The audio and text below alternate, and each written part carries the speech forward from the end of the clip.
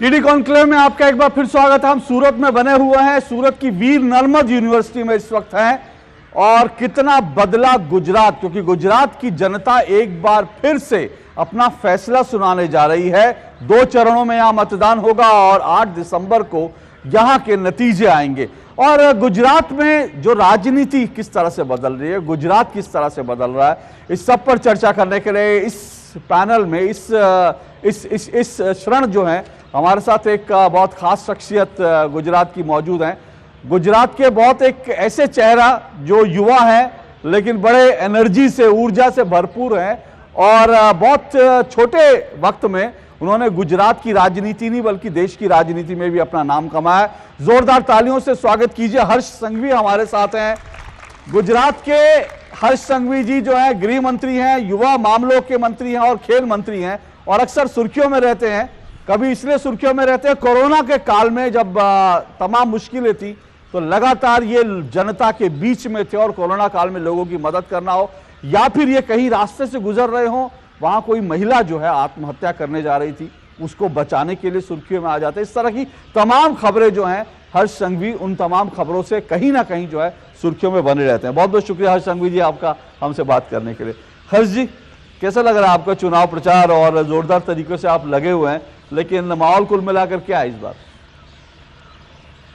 सबसे पहले तो मैं गुजरात की पवित्र धरती पे दूरदर्शन की पूरी टीम का स्वागत करता हूँ। और आप कई दिनों से गुजरात में प्रवास कर रहे हैं।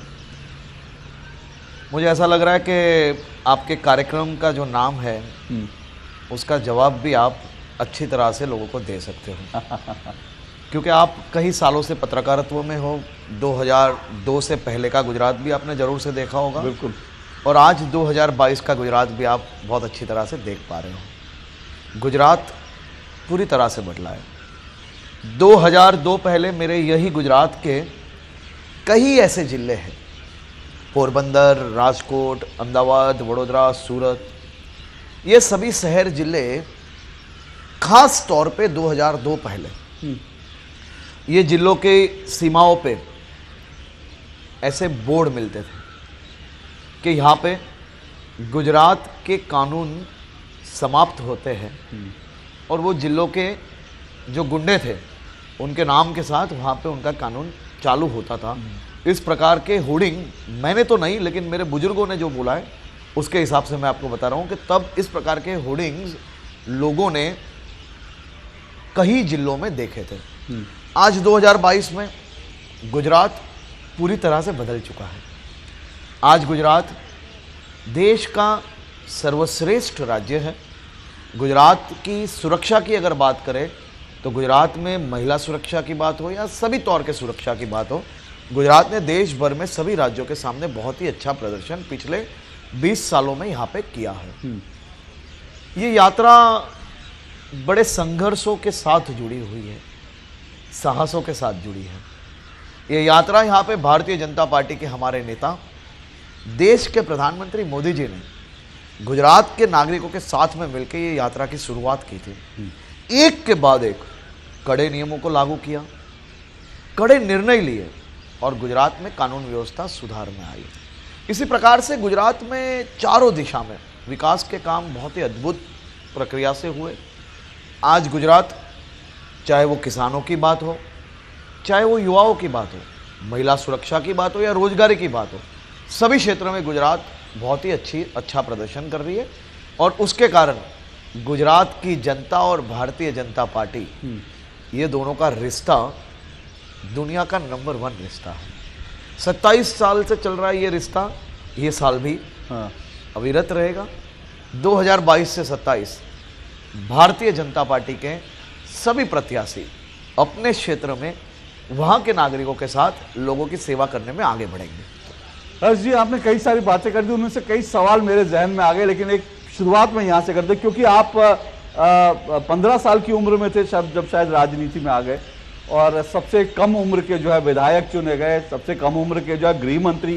तो जब आपने आयु की बात करी और आपने कहा कि मैंने तो ये नहीं देखा, तो मुझे याद आया कि यहाँ का, इसमें कोई तो राय नहीं, मैंने तो 2002 से पहले भी यहाँ की रिपोर्टिंग करी, बहुत कुछ देखा, लेकिन यहीं पर एक चुनौती बीजेपी के सामने आती है।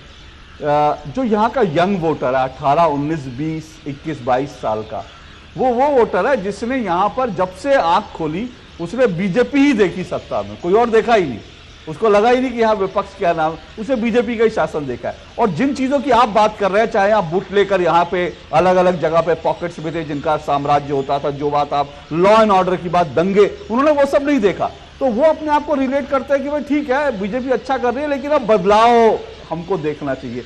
तो वो युवा वोटर आपको जोड़ना क्या चुनौती लगती है? गुजरात की धरती बिल्कुल अलग प्रकार की धरती है। युवाओं में जोश जरूर से होता है, लेकिन बुजुर्गों के आशीर्वाद भी हम उतने ही लेते हैं। ये गुजरात के एक एक बुजुर्गों ने थाम लिया है। भूतकाल क्या था, वर्तमान क्या है और भविष्य किसके साथ सुरक्षित है, ये गुजरात के एक एक बुजुर्ग गुजरात के हर एक गांव तक ये विषय को पहुंचा रहे हैं। और मैं आपको बता रहा हूँ, गुजरात के बुजुर्ग, मध्यम वर्गीय और युवक युवती सब साथ में मिलकर 2022 में एक ऐतिहासिक नतीजे की ओर आगे बढ़ रहे हैं। ये वक्त गुजरात में भारतीय जनता पार्टी और गुजरात की जनता की जोड़ी 2022 से 27 इसी प्रकार से आगे बढ़ेगी और युवाओं का सबसे बड़ा योगदान भारतीय जनता पार्टी की जीत में रहेगा। पर हर्ष भाई, आप लोग डेवलपमेंट की बात करते हैं, इसमें कोई दो राय नहीं। गुजरात बदला है, गुजरात बदल रहा है, उसको लेकर अलग अलग पैमाने हो सकते हैं, विपक्ष के अपने आंकड़े हो सकते हैं, आपके अपने आंकड़े हो सकते हैं। लेकिन एक बड़ी बात है कि अगर वास्तव में इतना विकास हुआ है तो सवाल यह है कि बार बार नरेंद्र मोदी जी को यहां पर क्यों आना पड़ता है गुजरात में जीत को सुनिश्चित करने के लिए? क्योंकि आपके कई विधायक जो हैं वो तो ये कहते हैं कि भाई मोदी जी के नाम पर वोट दे दीजिए, मोदी जी के लिए, जबकि विधानसभा का चुनाव प्रधानमंत्री का चुनाव नहीं है।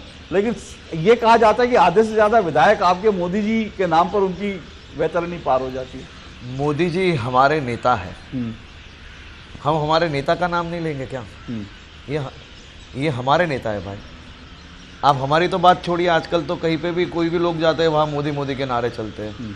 आप भारत की धरती की बात कर, मैं गुजरात की धरती की बात कर रहा हूँ, भारत के हर कोने में मोदी मोदी के नारे लगते हैं। अब तो भारत का छोड़िए, लंदन और अमेरिका के चुनाव में भी मोदी मोदी के नारे लगते हैं। तो हम लोग भारतीय जनता पार्टी के कार्यकर्ता तो मोदी मोदी के नारे लगाएंगे ही। ये हमारे नेता है। गुजरात में उनका जन्मभूमि है, गुजरात उनकी कर्मभूमि है। गुजरात में उन्होंने सालों तक सामाजिक कार्यों से उनका जुड़ाव रहा है। तो स्वाभाविक बात है कि मोदी जी के नाम से हम कुछ 182, मैं अभी यहाँ पे अगर चालू करूँगा कि मजूरा का प्रत्याशी हर्ष संघवी, उधना का प्रत्याशी ये, वराछा के प्रत्याशी ये, तो 182 नाम बोलूँगा तो आप भी सो जाओगे। तो नाम तो एक ही होता है। हाँ। आज तो आप गुजरात में हो, देश भर में एक ही नाम चलता है, धीरे धीरे दुनिया में भी एक ही नाम चल रहा है, इसमें कोई नई बात नहीं है। अभी G20 का आपने वो देखा था दृश्य जी, वहाँ पे भी मोदी मोदी हो रहा था, इसमें कोई नई बात नहीं। अमेरिकी राष्ट्रपति जो है सलूट कर रहे थे, नमस्ते ही नमस्ते, नमस्ते। ठीक है, ये सब चीजें हैं, इसमें कोई दो राय नहीं। मोदी जी का करिश्मा है और मैं वही कह रहा हूँ कि यही मोदी जी का करिश्मा बीजेपी की ताकत बन जाता है, चाहे गुजरात हो या कहीं हो। लेकिन एक बात और, कांग्रेस के नेता मधुसूदन मिस्त्री कहते हैं कि भाई औकात इस बार दिखा देंगे। देखिए, मेरे वो संस्कार नहीं है और मैं गुजरात की धरती पे मेरा जन्म हुआ है, यहाँ ही पला भला हूँ। मेरे पिताजी की उम्र के हैं मधुसूदन मिस्त्री, मैं उनको क्या जवाब दूँ? लेकिन मेरा ये मानना है कि कहीं ना कहीं मेरे जैसे युवान भी अपने संस्कारों के साथ आगे बढ़ता है। उनकी उम्र तो उनको देखनी चाहिए। इस प्रकार की भाषा उनके मुंह से अच्छी नहीं लगती। देश के प्रधानमंत्री है, कहीं ना कहीं एक आदर्श है। करोड़ों लोगों के सपने पूरे किए हैं मोदी जी ने। मोदी जी ये देश के प्रधानमंत्री है। आपको हो सकती है नफरत, क्योंकि कहीं ना कहीं राहुल गांधी के सपने, सोनिया गांधी जी के सपने, प्रियंका गांधी जी के सपने मोदी जी के आने से वो पूरे नहीं हो पा रहे हैं। ये देश को लूटना कहीं ना कहीं उनकी रोक लग गई है। तो वो सपने आपके जरूर से अधूरे रह चुके हैं, लेकिन वो सपने आपके टूट गए उसका मतलब ये नहीं है कि आप किसी को भी कुछ भी बोलो। ये देश के प्रधानमंत्री के लिए इस प्रकार की भाषा, ये मैंने कभी भी इस प्रकार की भाषा किसी के मुंह से सुनी नहीं है। ये कांग्रेस और आम आदमी पार्टी बौखला गई है। ये बार बार क्यों होता है? क्योंकि इसका खामियाजा भी कांग्रेस को भुगतना पड़ा है। क्योंकि गुजरात में चुनाव से कुछ दिन पहले से ही आम आदमी पार्टी हो या कांग्रेस हो, उनको लोगों के बीच में जाने में मुश्किल पड़ रही है। अभी ये मुश्किलात में कहीं ना कहीं जो गुस्सा है, वो गुस्से में उनकी भाषा बदल जा रही है। इसका मतलब ये नहीं है कि किसी के भी जाति पे, कभी भी किसी भी व्यक्ति पे इस प्रकार के शब्द प्रयोग करो, लेकिन मेरा ये मानना है ये धरती, गुजरात की धरती, ये संस्कारों की भूमि है। यहाँ पे इस प्रकार की भाषा कभी चुनावों में लोग एक्सेप्ट नहीं करते। उसका जवाब 8वीं दिसंबर को सभी लोगों को मिल जाएगा। गुजरात की जनता का एक व्यवहार रहा है, हम अगर किसी से पैसे लेते हैं तो ब्याज के साथ सही समय पे वापस लौटा लेते हैं। 8 दिसंबर को समय सर सबका हिसाब चुकता हो जाएगा। कितना ब्याज इस बार चुकाने जाए? ब्याज भरपूर देंगे, भरपूर। हाँ, लेकिन आपका आकलन क्या, कितनी सीटें बीजेपी? देखिए, आज अभी तो दूसरे चरण के फॉर्म खींचने का समय ठीक आधे घंटे पहले पूर्ण हुआ है। आज सीट के आंकड़ा बोलना ये बहुत जल्दबाजी हो जाएगी, लेकिन आप गुजरात की जनता का मूड देखिए। गुजरात की जनता ने जिस प्रकार का मूड बनाया है, उससे मैं आपको पक्का बोल पा रहा हूँ कि ये वक्त गुजरात की जनता और भारतीय जनता पार्टी मिलके एक नया इतिहास लिखने वाले हैं। लेकिन इस बार पहली बार इतनी बड़े पैमाने पर पार्टी में बगावत भी देखने को मिली सीटों का, जब टिकटें बट रही थी। बगावत? कई विधायक, कई, अरे भाई, हमारा संयुक्त परिवार है। हाँ, संयुक्त परिवार में छोटी मोटी बातें होती रहती है। तो 7 लोगों को निलंबित करना पड़ा आपको कल से देखिए आप। हाँ, कल सुबह से टीम गुजरात, टीम बीजेपी एक होके वापस 22 से 27 के लोगों की सेवा करने के लिए हम तैयार हो चुके हैं। सबको आपने मैनेज कर लिया, मना लिया? नहीं, मैनेज की बात नहीं होती है। परिवार में अगर कभी कोई निर्णय लेने पड़े तो अगर मेरे लिए ये निर्णय लिया जाए तो हो सकता है मुझे दुख हो, लेकिन वो दुख हमारे लिए समाज सेवा और राज्य के हित से छोटा है। राज्य के हित में हम सब एक होके ये चुनाव लड़ेंगे। अभी आपने कहा कि देखिए, ये छोटे छोटे ट्रेलरों से विपक्ष को खुश होने से कुछ मिलेगा नहीं। मैं आपको ये दूरदर्शन के माध्यम से विपक्ष को कहना चाह रहा हूँ, ये छोटे मोटी घटना, हम तो सहकुटुंब में रहने वाले, संयुक्त परिवार में जीने की भावना रखने वाले लोग हैं। ये छोटे मोटे विषय, हमारे विषयों से हम विपक्ष को कभी फायदा नहीं होगा। आप बार बार जब विपक्ष की बात कर रहे हैं, अभी कुछ देर पहले आपने आम आदमी पार्टी का भी 2-3 बार नाम लिया। आपको लगता है आम आदमी पार्टी भी लड़ाई में है, चुनौती दे रही है? आपको लग रहा है? नहीं, आप बताइए, मेरा अभी कहना ठीक नहीं है। इस प्रकार के चुनाव गुजरात में त्रिपांखिया चुनाव काफ़ी दफ़ा हुए। पहले शंकर सिंह वाघेला जी को कांग्रेस लेके आई, फिर हमारे ही नेता केशुभाई पटेल जी के साथ एक बार चुनाव लड़े। तो इस प्रकार के 3 पार्टियों के चुनाव गुजरात में कई बार हो गए। और इसी प्रकार का पहले, कुछ महीने पहले कांग्रेस द्वारा इसी प्रकार का प्रचार होता है, एकदम इंटेंसली प्रचार होता है।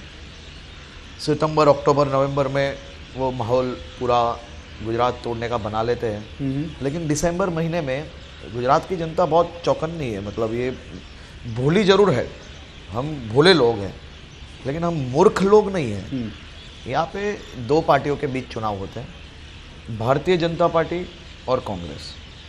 2007, 12, 17 सब में कांग्रेस ने इसी प्रकार से प्रयास किया था, लेकिन लोगों ने भारतीय जनता पार्टी को चुना। 2022 में भी फिर से कांग्रेस का ये प्रयास निष्फल रहेगा और भारतीय जनता पार्टी और गुजरात की जनता की जोड़ी आगे बढ़ेगी। और हम जिस सूरत में बैठे हैं, आपका भी क्षेत्र है, यहाँ पर केजरीवाल जी भी पहुँच गए हैं, धुआंधार रोड शो। चलो, आज आपको मैं बता रहा हूँ, केजरीवाल जी तो बहुत बड़े नेता है, मैं एक छोटा सा कार्यकर्ता हूँ। मेरे साथ दूसरे 5 प्रत्याशी, वराछा मत विस्तार है, उत्तर मत विस्तार के लोगों के बीच में आज हम गए थे।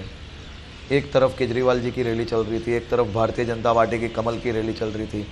आपको मेरी विनती है, जरा विजुअल्स देख लीजिए, कितने हजारों लोग मोदी मोदी के नारे के साथ 4 घंटे तक चली हुई वो हीरे बाजार की रैली देखिए, कल कपड़े बाजार की रैली देखिए, लोगों का विश्वास देखिए, लोगों का भाव देखिए। यहाँ लोगों को भाड़े नहीं लाना पड़ता है भाई साहब। हाँ, ये भाव दोनों रैली का आप कंपेयर कर लीजिए, उसके बाद आप नक्की करिए। अभी आपने कहा कि राहुल जी और प्रियंका जी के कुछ सपने थे जो पूरे नहीं हो पा रहे, इसलिए वो गुस्सा जो है। नहीं, मैं नहीं, पूरा देश कह रहा है भाई साहब। कौन से सपने? हाँ, कौन से सपने उनके? ये देश पे राज करने का ही सपना था ना पहले से भाई। हाँ, ये आपको भी पता है। नहीं, मैं आपसे सुनना चाह रहा हूँ। नहीं नहीं, मेरे से क्यों, आप भी कभी बोल लिया करें। तो फिर सवाल ये है कि अभी राहुल जी की बात करोगे तो कांग्रेस के कार्यकर्ता वापस चिंतित हो जाते हैं। हाँ, क्योंकि अभी आके गए तो 3-4 दिन को उनको वो आके जाते हैं, फिर क्या करना है वो उसमें ही वो लोग चिंता में हो जाते हैं कि वो आते हैं कुछ बोल के चले जाते हैं, उनको भी नहीं पता होता है कि स्क्रिप्ट में क्या लिखा हुआ है। तकलीफ कार्यकर्ताओं को पड़ती है ना, चुनाव का टाइम है, बोल के चले जाएंगे। कल ट्रांसलेटर कोई भूल कर रहा था, या तो वो भूल कर रहे थे, लोग बेचारे फंस गए, मंच पे छोड़ के चले गए। कांग्रेस में सब लोग चले गए भाई साहब, 2-4 बचे मंच पे से, वो भी चले गए।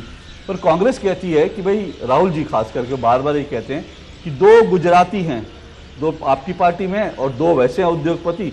बोले ये 4 लोग ही जो है देश को हम 2 हमारे 2 करके कर रहे हैं और बाकी लोगों का गुजराती होगा कुछ नहीं। देखिए, मेरा ये मानना है कि राहुल गांधी जी क्या कह रहे हैं वो आप ही सीरियस लेते हो, देश में उनको कोई सीरियस नहीं लेते। दूसरी चीज़, वो 2 उद्योगपति की जो बात कर रहे हैं, जिनके लिए अशोक गहलोत जी फूल बिछा के, अभी थोड़े दिन पहले ही मैंने उनके वो विजुअल्स देखे।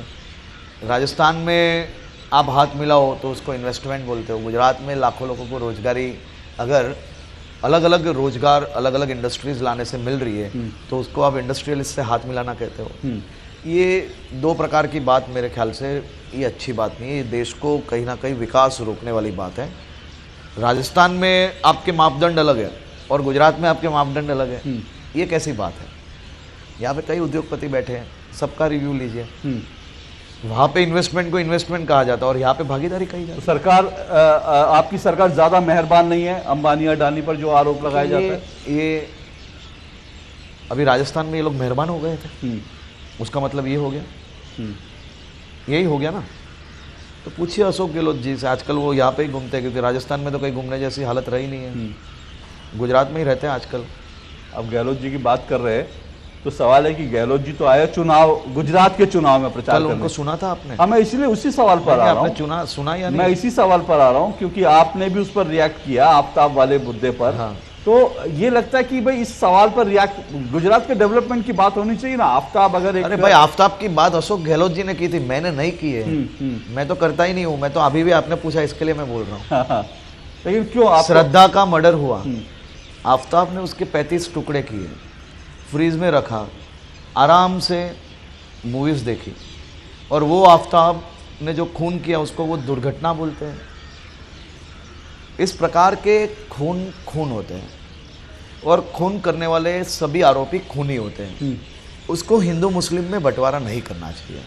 अगर आपको आफ्ताब बचाना इतना अच्छा लग रहा है, अगर आपको लग रहा है कि चुनावी सीजन है, वोट बचाने के लिए आफ्ताब को बचाना चाहिए, आपको इतना अच्छा लग रहा है तो आफ्ताब का पुतला बना लो राजस्थान में। हम कहाँ ना बोल रहे भाई, आप पुतला बनाओ वहाँ पे, लेकिन आफ्ताब के ये खून को दुर्घटना में परिवर्तित करके कोर्ट के अंदर उसको कहीं ना कहीं उसके लिए हमदर्दी पैदा हो, ऐसा प्रयास करना, ये तो गलत है। राजनीति, इस प्रकार की राजनीति इतने गंभीर खून में, इतने गंभीर गुनाहों में नहीं होनी चाहिए। पर अभी जब आप कह रहे हैं कि ये हिंदू मुस्लिम नहीं होना चाहिए तो नहीं होना चाहिए ना। नहीं तो पर आपका भी तो एक बयान कुछ समय पहले, आप लव जिहाद की बात करते हैं। जब आप मैं तो लव जिहाद की आज भी बात कर रहा हूँ भाई साहब, मैं पहले नहीं, मैं अभी भी बोलना चाह रहा हूँ। आप पूरा प्रश्न बोलो, उससे पहले मैं जवाब दे लेता हूं। मैं वही जानना चाहता हूँ, लव जिहाद प्यार करना थोड़ी ना गुनाह है, प्यार करना गुनाह है ये मैंने कभी नहीं बोला है। आप मेरा स्टेटमेंट सुनिए। तकलीफ ये है कि आप एकदम वरिष्ठ पत्रकार, सभी लोग जितना सुनना होता है उतना ही सुनते हैं, पूरी बात नहीं सुनते, ये बहुत बड़ी तकलीफ है। मेरा कहना यह है कि सभी व्यक्तियों को प्यार करने का हक है। प्यार करना ये गलत नहीं है, लेकिन कोई महेश मुस्तफ़ा बन के अगर कोई मुस्लिम लड़कियों को फंसाए तो वो गलत है, और अगर कोई मुस्तफ़ा महेश बन के ये गुजरात की एक भी बेटी को फंसाए तो वो गलत है। उनके सामने मैं खड़ा हूं, इसमें गलत क्या है? प्यार प्यार होता है। प्यार धोखा करके आयोजन पूर्वक कोई षड्यंत्र आप रचो, उसमें मात्र एक लड़की नहीं, उसके पूरे परिवार का जीवन बर्बाद होता है। ऐसी लड़कियां और ऐसे परिवार के लिए मैं उनकी जुबान बनाऊं, उसमें कोई बड़ी बात नहीं, मैं आज भी विरोध करता हूं। लेकिन सच्चे मन से जो प्यार कर रहा है, जो नाम खोल के प्यार कर रहा है, उसकी सही पहचान देके प्यार कर रहा है, उसका मैं विरोधी नहीं हूं, उसका मैं सहयोगी हूं। उसको किसी भी प्रकार की तकलीफ हो, मैं उनके साथ खड़ा हूं। लेकिन आप नाम बदल के मेरे गुजरात की भोली भाली बच्चियों को अगर बर्बाद करोगे तो मैं बोलूंगा नहीं, क्यों नहीं बोलूं भाई, किसके लिए नहीं बोलूं? मैं बोलूंगा भी और एक्शन भी दिलवाऊंगा, ये मेरा वचन है। तो आपको लगता है लव जिहाद एक सच है और गुजरात में भी लव जिहाद? मुझे नहीं, पूरे गुजरात को लग रहा है, पूरे देश को लग रहा है, इसमें क्या बड़ी बात है। मैं अभी भी बोल रहा हूं, सच्चे मन से प्यार करने वाला गुनहगार नहीं है, लेकिन आप आपका नाम छुपा के, नाम बदल के अगर प्यार करते हो तो उसको षड्यंत्र नहीं कहा जाता। ये धोखाधड़ी है या नहीं है, तो उस पर कदम उठाना पड़े या नहीं उठाना पड़े, मैं तो ये बोल रहा हूं खाली। तो इसका मतलब आपकी सरकार आएगी तो लव जिहाद पर, अरे हम तो अभी भी कर रहे हैं और बाद में भी करेंगे। मैं वही कह रहा हूं, अभी भी कर रहे हैं, एकदम क्लियर करेंगे। क्योंकि अभी उत्तराखंड में सरकार ने जो और कड़ा कानून, पहले 5 साल की सजा थी लव जिहाद, उन्होंने 10 साल कर दिया, तो आप लोग भी कुछ इस तरह का सोच रहे हैं? अरे हम तो ऐसे भी सख्त कानूनी है, और कानून के साथ साथ समाज के सभी वर्गों को, चाहे वो हिंदू हो मुसलमान हो, सबको साथ में मिलके समाज में एक इस प्रकार की सिस्टम बनानी है कि कोई भी व्यक्ति, अगर वो हिंदू परिवार का हो या मुसलमान परिवार का हो, इस प्रकार का नाम बदल के अगर प्यार करे और कोई भी बेटी को गुजरात की अगर उसकी जीवन बर्बाद करने का प्रयत्न करे, तो दोनों समाज को आगे आके उसको समाज में से बॉयकॉट करना चाहिए। कोई भी समाज का व्यक्ति हो वो, कानून की बात तो बाद में आनी चाहिए, सबसे पहले तो समाज को उस पर निर्णय लेना चाहिए।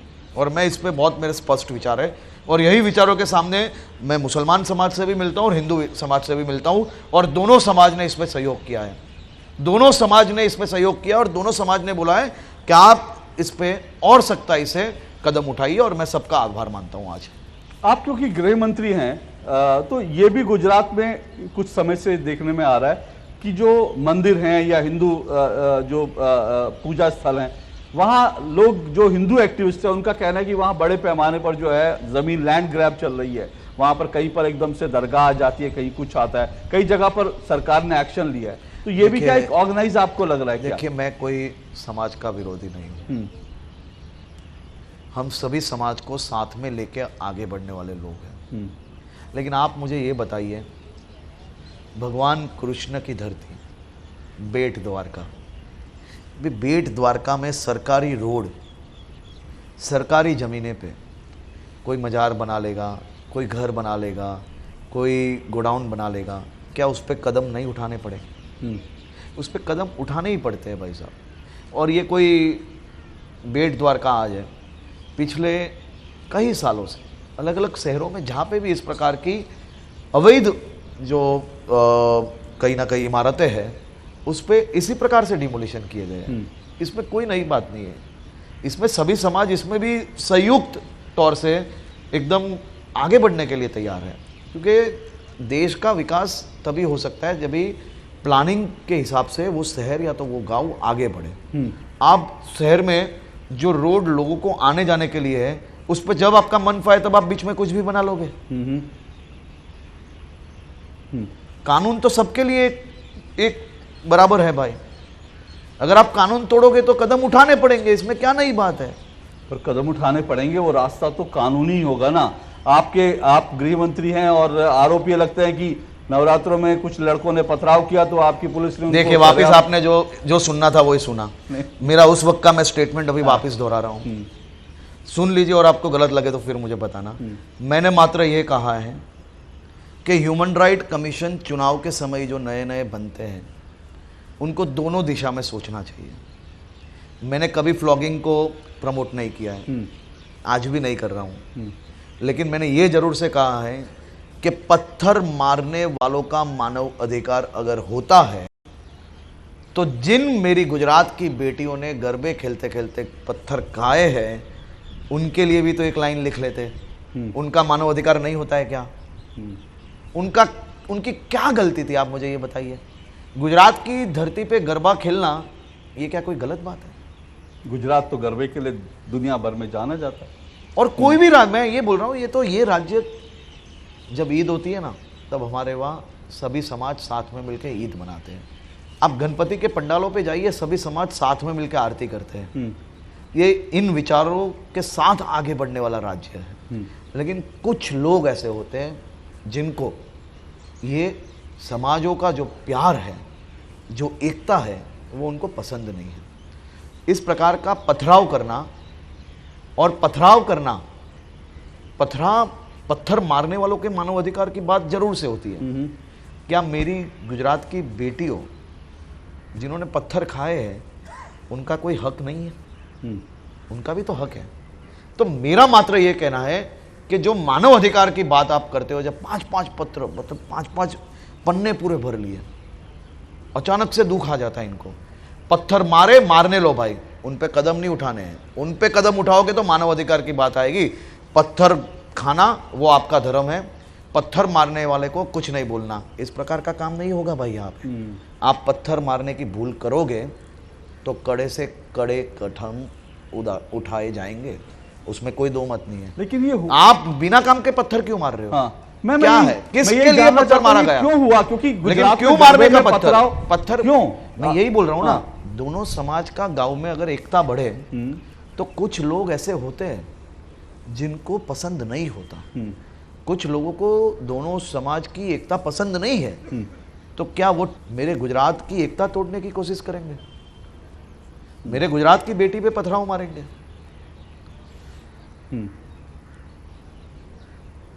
नहीं करने लूंगा। फिर आप इतने अगर कड़े होम मिनिस्टर हैं। नहीं, मैं नहीं, मैं एक जनरल बात, मेरे गुजरात के एक लोगों को रोष है हाँ। इसमें। ये कोई, मुझे तो दुख है कांग्रेस और आम आदमी पार्टी जैसे लोगों पे कि मेरी गुजरात की बेटियों ने जो पत्थर खाए थे उनके लिए एक शब्द नहीं बोले थे ये लोग, क्योंकि वो तो पत्थर खाने के लिए ही है ना भाई। फिर आप इमोशनल कार्ड खेल रहे हैं। कौन? आप? नहीं, मैं नहीं, मेरा काम नहीं है वो। जिन्होंने ये सब चीज़ें बोली है उनको जाके पूछिए कि भाई आपने पत्थर मारने वालों के मानव अधिकार की बात की, तो पत्थर खाने वालों का मानव अधिकार नहीं होता है? मेरा तो मात्र यही सवाल है। मैं तो आपसे भी पूछ रहा हूँ, हम दोनों जन अभी इंटरव्यू कर रहे हैं, हो सकता है यहाँ पे किसी लोगों को ये बात पसंद नहीं हो, तो कोई आप पे पत्थर मारेंगे तो मुझे कदम तो उठाना पड़ेगा ना भाई साहब। ठीक, मानव अधिकार आपका भी होता है और उनका भी होता है। मानव अधिकार सबके लिए, सबके लिए, ठीक है। पर मैं वही कह रहा हूँ कि जब आप इतने स्ट्रिक्ट है वैसे, तो फिर पेपर लीक कैसे हो जाते हैं? पेपर लीक के सामने हमने कदम उठाए। देखिए भाई साहब, 2002 पहले किस प्रकार से गुजरात में भर्ती होती थी ना, ये पता लगाना। ट्रांसपेरेंसी वाली भर्ती आप हमें सिखाओगे? ये भर्ती ही हम लोग लेके आए ट्रांसपेरेंसी वाली। पेपर कहीं ना कहीं चूक हुई है, उसके सामने हमने कदम उठाए। मैं ये नहीं बोल रहा हूँ कि नहीं हुए हैं, लेकिन हम काम कर रहे हैं, हम नियत से इससे मुकर नहीं रहे। उसके बाद भी परीक्षा एकदम सही समय खत्म हो गई, लोगों को नौकरी भी मिली। उसके बाद मोरबी की दुर्घटना हुई, अभी भी कांग्रेस बार बार कह रही है कि जिस कंपनी को ठेका दिया गया था वो उस कंपनी के खिलाफ कोई एक्शन नहीं हो रहा। छोटे मोटे लोग आप लोगों ने पकड़ लिए, जो लोग बड़े लोग थे इसमें, जो बड़े कल्प्रेट हैं, उनको अभी तक भी छोड़ रखा है आप लोगों ने, उनके खिलाफ कोई एक्शन नहीं होता। 6:30 बजे बनी हुई है घटना मोरबी की। 8 बजे गुजरात के मुख्यमंत्री जी ने सबसे पहला निर्णय ये लिया कि एक हाई लेवल कमेटी बने, गुजरात के चुनिंदे अधिकारियों को वो कमेटी में लिया गया। मुख्यमंत्री जी ने सबको निर्देश दिए कि रात को ही ये इंक्वायरी चालू हो जाए। सभी लोग अलग अलग व्यवस्था में लगे थे, सबकी व्यवस्था बदल ली गई और तात्कालिक वहाँ पे पहुँचने की सूचना दी गई। 8:30 बजे तक ये पुलिस FIR भी हो गई। कांग्रेस ने जल्दबाजी में इस प्रकार का निवेदन दे लिया और मुझे तो दुख है कि किसी ने ये FIR ठीक से पढ़ी भी नहीं। कांग्रेस ने निवेदन दे लिया, आम आदमी पार्टी ने निवेदन दे लिया और हमने ये चला भी लिया। अगर कोई ये FIR ठीक से पढ़ता, मैं ये बोल रहा हूँ कि अगर सूरत में एक प्रोग्राम हुआ तो दूरदर्शन टीम में जिम्मेदार जितने भी लोग हैं वो उसके गुनहगार हैं, और जो यहाँ पे लोग मौजूद थे उनको इसकी मतलब इसके प्रश्न का जवाब देना है। ठीक, अगर FIR पढ़ते तो ध्यान आ जाता। ब्रिज जिसने, जो एजेंसी ने इसकी मरम्मत की है, जिसने उसके लोहे डाले हैं, जिसने उसकी अलग अलग काम किया है, उसके अलावा ये फर्स्ट आ गया। सेकंड नाम क्या है? जो कंपनी और जो कंपनी के सभी जिम्मेदार लोग ये ब्रिज को PPP मॉडल पे सरकार से लिया है, तो ये कंपनी के मालिक उसमें से कहाँ छूटे? और तीसरा नाम क्या है कि ये दुर्घटना में जुड़े हुए सभी लोग, हमने इसको 360 डिग्री पे FIR की है। कांग्रेस और आम आदमी पार्टी मात्र एक नाम लिखने को बोल रही है, हमने एक नाम को छोड़ा नहीं है और सब नाम लिए है, इतना फर्क है। सब है, हाँ सब है और कोई नहीं बचेगा। ये जिम्मेदारी हमारी है, सालों से हमने जिम्मेदारी निभाई है और ये वक्त भी निभाएंगे। लेकिन ब्रिज में कई परिवारों ने अपने परिजनों को खोया है, मैं तो वहाँ पे हाजिर था। गुजरात के हमारे मुख्यमंत्री जी भी पूरी रात वहाँ पे हाजिर थे। हमने खुद बहुत नज़दीक से देखा है। हम मात्र कैमरे के सामने बयानबाजी करने वाले लोग नहीं हैं। ये संवेदना, ये पीड़ा, ये आप में, हम में, सब में है। मेरे भी घर पे एक छोटा सा बेटा और बेटी है। मैंने कई बच्चों को खुद उठाया है वहाँ से। लेकिन ये विषय पर राजनीति करनी ये सही नहीं है। ये विषय पे हम सबकी जिम्मेदारी है कि वो सभी परिवार को न्याय मिले और वो दिलाने का कामगिरी हमारी है और हम सही तौर पे उस पर कामगिरी करेंगे। ये विषय राजनीति करने का नहीं है, लेकिन वीर सावरकर और सरदार पटेल पर राजनीति होनी चाहिए, क्योंकि चुनाव चल रहे हैं। तो वीर सावरकर पर भी देख रहा हूँ डिबेट हो रही है और सरदार पटेल पर भी हो रही है। मेरा तो ये मानना है कि अभी राहुल गांधी वीर सावरकर जी के बारे में बोलेंगे। वीर सावरकर जी मतलब त्याग। वीर सावरकर जी का मतलब है तर्क।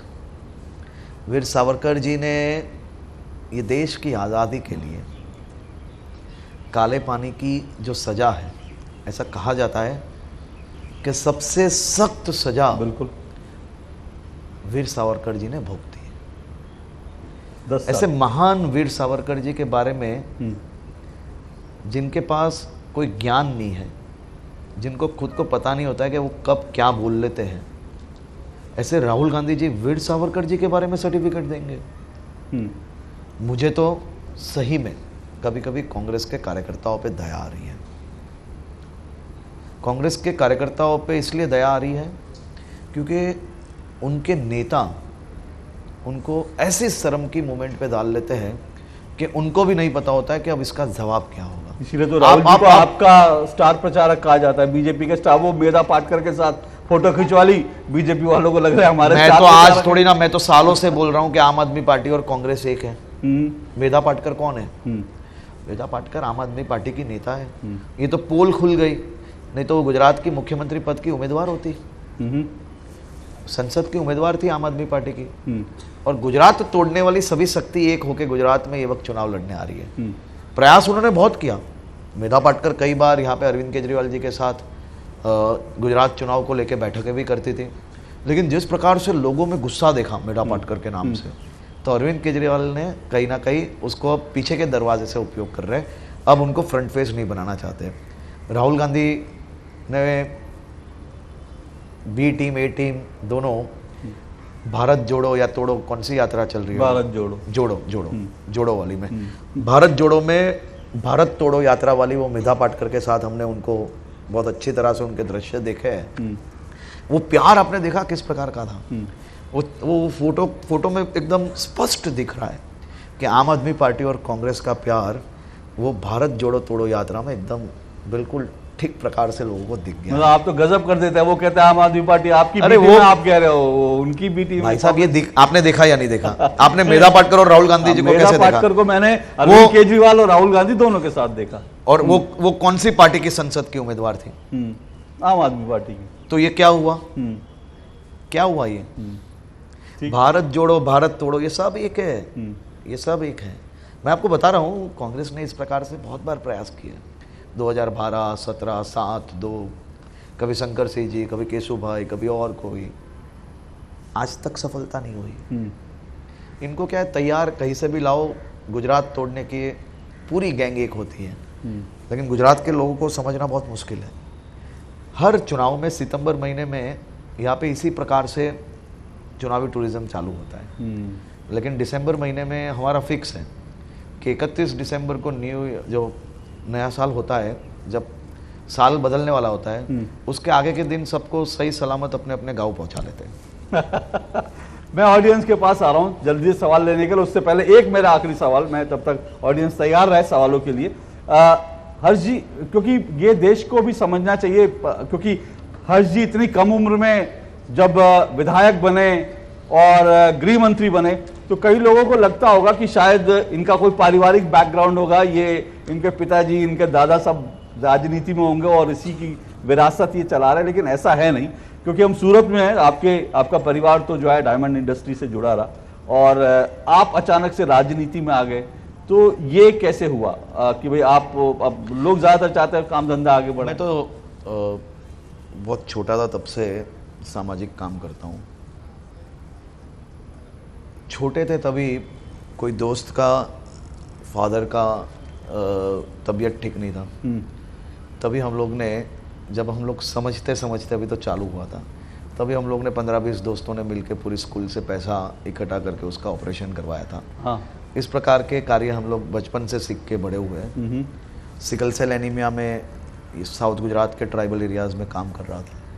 18-19 साल में भारतीय जनता युवा मोर्चा की प्रदेश के महासचिव की जिम्मेदारी से मेरा काम चालू हुआ। युवा मोर्चा में कई अलग अलग व्यवस्थाओं में मैं जुड़ा रहा। 27 साल की उम्र में मुझे पहली बार चुनाव लड़ने का अवसर मिला। तब मेरे विपक्ष के लोग ये चुनाव का नारा देते थे कि बच्चा है, डिपॉजिट चली जाएगी। 2022 में मैं आज एकदम गर्व के साथ कह रहा हूँ कि मैं मेरी विधानसभा का बच्चा हूँ, मैं मेरी विधानसभा का बेटा हूँ। मेरे विधानसभा के सभी बुजुर्ग आज भी मुझे अपना बेटा मानते हैं। यहाँ के जो युवक हैं वो अपना दोस्त मानते हैं और यहाँ की बहनों के साथ हम लोग कई सामाजिक कामों में साथ में मिलकर आगे बढ़ रहे हैं। एक तस्वीर और मैंने देखी जिसमें आप और आपके जो उम्मीदवार आपके खिलाफ जो है कांग्रेस से लड़ रहे हैं, दोनों लोगों की जब पर्चा दाखिल करके आ रहे थे तो आप दोनों बड़े प्यार से गले मिले एक दूसरे यहाँ से। चुनाव ये मत क्षेत्र में आज नहीं, 2012 में मेरे सामने सबसे पहले धनपत जैन उम्मीदवार थे। मेरे साथ आज भी कई सामाजिक काम में वो सहभागी बनते हैं। उसके बाद मेरे साथ उम्मीदवार थे अशोक कोठारी जी कांग्रेस से। आज भी हमारे कई सामाजिक कार्य में वो भी हमारे साथ जुड़ते हैं। और मैं आपको ज़रूर से ये वादा दे रहा हूँ कि 8 दिसंबर को चुनाव का रिज़ल्ट जब आएगा उसके बाद हमारे जो अभी के जो उम्मीदवार हैं वो भी 9 तारीख से ये क्षेत्र के विकास में मेरे साथ जुड़ेंगे, क्योंकि मैं मेरे क्षेत्र में राजनीति नहीं करता हूँ। वाह। मैं मेरे क्षेत्र का कार्यकर्ता हूँ और यहाँ की गली गलियों में मेरा एक अलग प्रकार का नाता है। यही गलियों में मैं क्रिकेट खेलते खेलते बड़ा हुआ हूँ। कई पड़ोसियों के घर में आम के पेड़ से आम तोड़ते तोड़ते पड़े हुए हैं और ये गलियों के साथ मेरा एक अलग प्रकार का विश्वास, आत्मीयता है और यही आत्मीयता को मैं बनाते बनाते आगे जा रहा हूँ। मैं राजनीति करने मेरे क्षेत्र में नहीं जाता हूँ और मैं ये प्रयास करता हूँ कि जो भी मैं जिसके साथ चुनाव लड़ रहा हूँ उनके साथ चुनाव पर्सनल फाइट के लिए नहीं है। ये विचारों का चुनाव जरूर से हो सकता है। मैं तो उनकी बिल्डिंग में भी जाता हूँ प्रचार के लिए, वो घर पे बुलाते हैं तो चाय पीने भी चला जाता हूँ और प्रचार में खुद मत मांग के आ जाता हूँ, क्योंकि मुझे पता है कि वो कांग्रेस का उम्मीदवार जरूर से हो सकता है, लेकिन जरूरी नहीं है कि उसके परिवार वाले भी उनको मत दें, क्योंकि यहाँ पे हुआ है, काफ़ी बार हुआ है, इसमें कोई बड़ी बात नहीं है। मुझे याद आ रहा है 2014 में जब मैंने नरेंद्र मोदी जी का इंटरव्यू किया था तो उन्होंने ये बात कही थी कि भाई हम अहमद पटेल भाई के लिए, बोले अहमद भाई तो मेरे बहुत अच्छे दोस्त थे, मैं तो उनके घर जाता था, उनके घर खाना खाने जाता था, उनके घर चाय पीने जाता था। हम भारतीय जनता पार्टी वाले यही विचारों के साथ आगे बढ़ते हैं। हम लोग विचारों की लड़ाई हो सकती है लेकिन ये लड़ाई को पर्सनल लड़ाई कभी नहीं बनानी चाहिए। बिल्कुल, क्योंकि उससे आपके क्षेत्र को नुकसान होता है। ये क्षेत्र को नुकसान कैसे होता है? अगर मैं मानूंगा कि ये विपक्ष मेरे सामने चुनाव लड़ा था, उसको ये सोसाइटी से मत मिले थे, चलो मैं इसमें काम नहीं करूंगा, इसके साथ ये लगा हुआ था मैं इसका काम नहीं करूंगा। मैं तो ये बोल रहा हूँ कि मेरे विपक्ष के जो उम्मीदवार है उसके ही सोसाइटी में पहले काम करूंगा, तो दूसरे और की बात तो भावना के लिए जोरदार तालियां बजाइए, क्योंकि यही राजनीति में निजी जो है टकराव नहीं होना चाहिए। विचारों की लड़ाई हो, राजनीतिक लड़ाई हो, वो ज्यादा बेहतर है। चलिए मैं ऑडियंस के पास आ रहा हूँ, आप लोगों के सवाल होंगे हर्ष जी से। जी इधर से, जी इधर माइक दीजिए।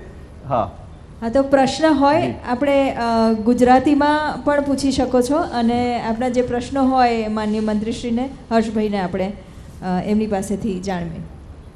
હર્ષભાઈ, આપની તમામ કામગીરી ખૂબ જ પ્રશંસનીય રહી અત્યાર સુધીની, ખાસ કરીને કોરોનામાં હું ખૂબ પરિચિત છું।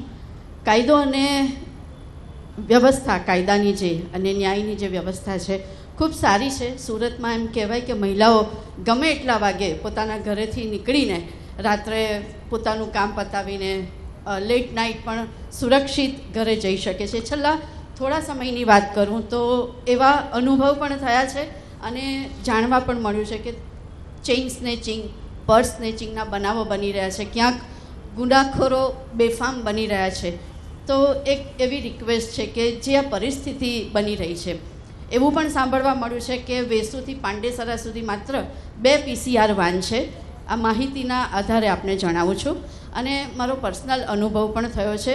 અર્લી મોર્નિંગ ડ્યુટી પર જતા હોઈએ ત્યારે પણ આ સ્નેચર્સ રસ્તામાં આંતરીને નુકસાન પહોંચાડતા હોય છે. આપની પાસેથી એ અપેક્ષા છે કે થોડુંક હવે ધ્યાન અપાવવું જોઈએ, પ્લીઝ. Thank you. और कोई सवाल है ऑडियंस की तरफ से? જય ભારત, જય ગુજરાત. સાહેબ, મારા 2 સવાલ છે. એક તો જ્યારે સરકારી નોકરીમાં સરકારી ભરતી ન કરીને આઉટસોર્સિંગ કરાવવાનો જ્યારે આરોપ લાગે છે સરકાર પર, એના વિશે આપને શું કહેવું છે? અને ગુજરાતની જનતાના ડબલ એન્જિનની સરકારને ગ્રીન સિગ્નલ મળતા ડબલ એન્જિનની ગાડી યુનિફોર્મ સિવિલ કોડ નામના સ્ટેશન પર ક્યારે આવીને અટકશે એ થોડું જાણવું છે. हाँ, यूनिफॉर्म सिविल कोड एक सवाल था जो था. एक और सवाल जो ये हो तो ताकि फर्जी एक एक करके सबके जवाब दे. कोई और सवाल, अंतिम सवाल? चलिए. हाँ जी, इधर से. Sir, as you rightly mention कि इस बार बहुत सारे यंग वोटर्स हैं हमारे सूरत शहर से, पूरे गुजरात भर से. हमारे देश की पॉपुलेशन में बहुत सारे यंगस्टर्स हैं. आप एक युवा नेता के तौर पर जो भी 3 चीज़ों पर ध्यान दे रहे हैं, जिसमें ड्रग्स के खिलाफ की कार्रवाई हो या फिर स्पोर्ट्स के लिए कुछ हो और युवाओं के फ्यूचर के लिए कुछ हो, मैं सर ये जानना चाहता हूँ कि क्या ये जो ड्रग्स के खिलाफ कार्रवाई हुई उसका आगे भी क्या फ्यूचर रहेगा ये कार्यवाही का? दूसरा, स्टार्टअप कल्चर जो डेवलप हो रहा है उसमें हमारे गुजरात के जो भी युवा हैं जो स्टार्टअप कल्चर में अपना फ्यूचर बनाना चाहते हैं, बहुत सारे रिसर्च यहाँ पर भी होते हैं, तो उनके लिए कौन सी एक डायरेक्शन रहेगी? और स्पोर्ट्स में भी हमारा गुजरात बहुत उभर के आगे आ रहा है, तो उन सब के लिए सर आगे आप क्या प्लानिंग से चल रहे हैं वो जानना चाहेंगे सर. चलिए. देखिए,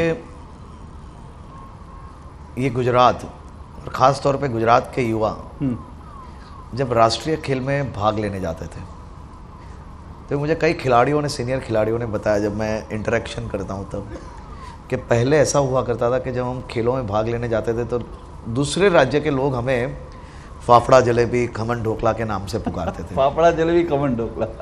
ये सही बता रहा हूँ मैं. ठीक कह रहे हैं. गुजरात के खिलाड़ी को माना जाता था कि वही लेकिन प्यारे हैं लेकिन कुछ कर नहीं पाएंगे, ये माना जाता था. लेकिन 2002 के बाद सिनेरियो चेंज हो गया. ये फाफड़ा जलेबी, ये खमन ढोकला, दही पराठे, छोले भटूरे सबको हराने लगे. खेल महाकुंभ के नाम से प्रधानमंत्री जी ने गुजरात के 18,000 से ज़्यादा गाँवों में एक बहुत ही बड़ा प्लेटफॉर्म दिया, जिससे गुजरात के सभी कोने से हमें अच्छे प्रतिभाशाली खिलाड़ी प्राप्त हुए. स्टार्टअप की बात की. स्टार्टअप में आज गुजरात देश भर में अव्वल नंबर पे है. स्टार्टअप में और भी कई स्टार्टअप के जो इंक्यूबेशन सेंटर्स है उस पे सरकार कामगिरी कर रही है. और मेरा ये मानना है कि स्टार्टअप ये देश के लिए, ये देश का एक नया भविष्य जो है वो स्टार्टअप के माध्यम से होने वाला है. ये बहुत ही महत्वपूर्ण प्रश्न है. इस पे हम लोग बहुत ही गंभीरतापूर्वक काम कर रहे हैं. यूनिफॉर्म सिविल कोड, उससे पहले यूनिफॉर्म सिविल कोड पर आए. एक सवाल ड्रग्स को लेकर. कांग्रेस ये कहती है, ये ड्रग्स का आप भूल गए थे, मैं तो जवाब दे ही लूंगा. हाँ, ठीक है. क्योंकि ये हमारा अचीवमेंट है भाई साहब. नहीं, पर वो तो कांग्रेस से कहती है आपने कांग्रेस ड्रग्स को का क्या वो बना कहेगी? दिया. कांग्रेस ने आज तक किया क्या है कि वो कहेगी? आंकड़े देखिए. पंजाब में किसकी सरकार है? फिलहाल तो आम आदमी पार्टी की. पंजाब में उनकी है ना. महाराष्ट्र में 2020 में किसकी सरकार थी? कांग्रेस, शिवसेना. ये देश का ड्रग्स का कैपिटल राज्य कौन सा है? पूरे देश के बच्चे बच्चे जानते हैं कि पंजाब की गली गलियों में ड्रग्स मिलता है. गुजरात पुलिस ने ये ड्रग्स पकड़ा है. पकड़ा और पकड़ा जाना, ये दोनों में बहुत बड़ा फर्क है. पकड़ा जाना मतलब कोई ये पाकिस्तानी ड्रग्स माफिया सूरत के ये रास्ते पे जो पुलिस स्टेशन है वहाँ आके ये ड्रग्स जमा करवा के नहीं गए हैं. गुजरात ATS ने भारत पाकिस्तान की बॉर्डर पे जाके गोलियों का सामना करके 40 से ज़्यादा पाकिस्तानियों को पकड़ के जेल में डाला है. और टोटल 700 ड्रग्स माफिया को पिछले 1 साल में हम लोग ने जेल में डाला है. अभी तक एक भी छूट नहीं पाया है. 700 एक भी छूट नहीं पाया है. आप बोल्ड अक्षर में ये लिख लीजिए कि ड्रग्स के खिलाफ की ये जंग गुजरात जिस प्रकार से लड़ रही है ना, पंजाब और कांग्रेस के जो शासित राज्य हैं उनको हमारे पास ट्रेनिंग लेने आनी पड़ेगी। आइए पंजाब के लोगों को बोलिए कि आइए हमारे सामने बैठे आंकड़े की बात करते हैं। गुजरात पुलिस ने ये ड्रग्स मात्र गुजरात की धरती पे से नहीं पकड़े, दिल्ली में जाके पकड़े हैं हमने, उत्तराखंड, उत्तर प्रदेश, पंजाब की जेलों से किस प्रकार से ये नेटवर्क चल रहा है उसकी पूरी जानकारी हमने पंजाब पुलिस को 3 दफा दी है। पंजाब की जेलों से चल रहे हैं, कलकत्ता के पोर्ट से पकड़ के लाए हैं।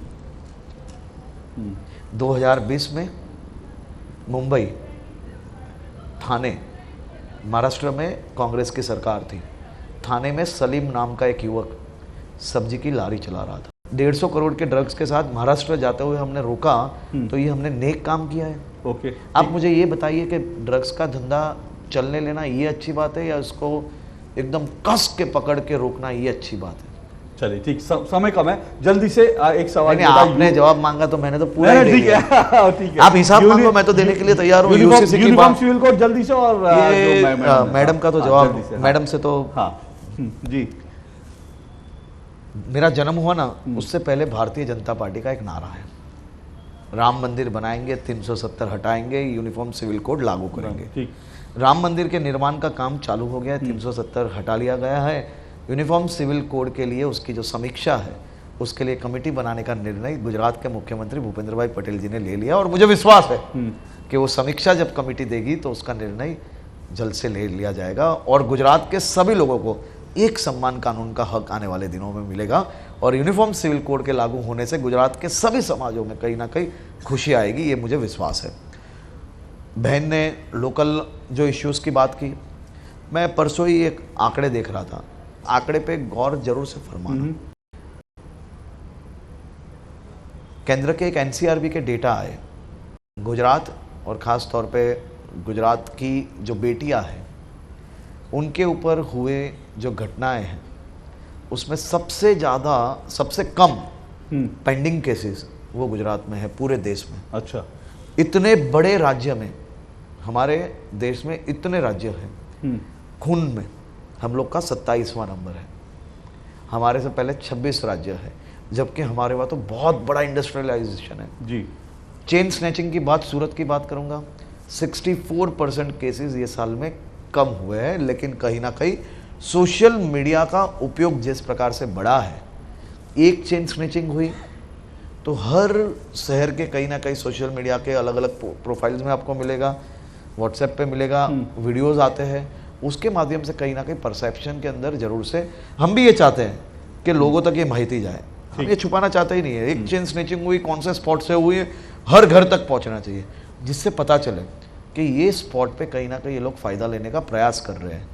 ये क्षेत्र से वो क्षेत्र तक 2 PCR वैन की बात थी, मैंने नया पुलिस स्टेशन ही दे लिया और 4 पुलिस चौकी नहीं दे ली, उसका मुहूर्त भी कर लिया, काम भी चालू हो गया 1 महीने पहले। चलिए जोरदार तालियों के साथ बहुत बहुत शुक्रिया, अभिनंदन आपका, आप आए हर्ष सिंघवी जी और हमसे बात करी, खुलकर चर्चा हुई, और उम्मीद करते हैं कि चुनाव नतीजे जो आप कह रहे हैं उसी तरह से आए, और फिर यूनिफॉर्म सिविल नहीं, कोड। मैं आपसे विनती करता हूं कि 8 दिसंबर को हम सब लोग यहाँ पे साथ में मिलेंगे, बिल्कुल, और गुजरात की जीत का कहीं ना कहीं आप देखना, गुजरात के गांव-गांव में जश्न होगा, क्योंकि गुजरात के नागरिक खुद ये चुनाव लड़ रहे हैं। बहुत बहुत शुभकामनाएं, जोरदार तालियों से एक बार फिर स्वागत हर्ष जी का, बहुत बहुत शुक्रिया, थैंक यू सो मच।